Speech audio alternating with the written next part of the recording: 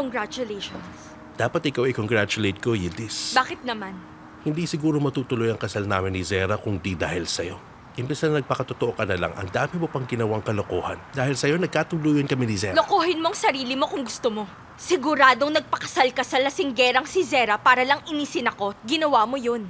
Hindi mo ba naisip kung anong pwedeng mangyari? Yildiz, ayaw mong sumama sa akin nung na-cancel yung wedding namin. Sabi mo nun, wala kang tiwala sa akin. Tapos kung ano-anong ginawa mo para paghiwalayin kami ni Zera. Ano akala mo? Maloloko mo ko? Eh ano naman ngayon? Kasal ka na kay Zera, masaya ka na? Kasalanan mo yun. Nangyari to dahil sa'yo. Ayaw mo sa akin pero ginawa mo lahat para paghiwalayin kami ni Zera. Yildiz, sorry ka pero hindi kita hihintayin habang buhay. Kinailangan ko magdesisyon at ito yun. Yun ang desisyon mo, lasinggerang Zera. Alam kong galing ka kay Zera pero maniwala ka mas mahal niya ako kaysa sa'yo. Alam mo ba yon?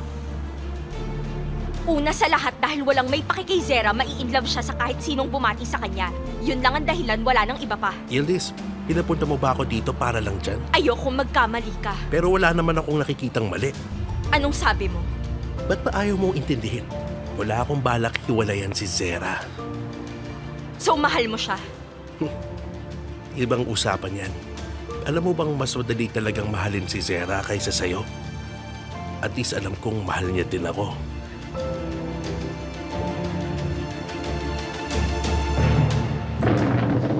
Hindi ko mahihintay na lumakas loob mo.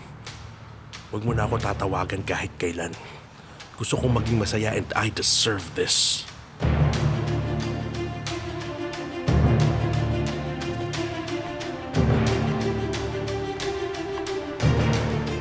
Grabe naman.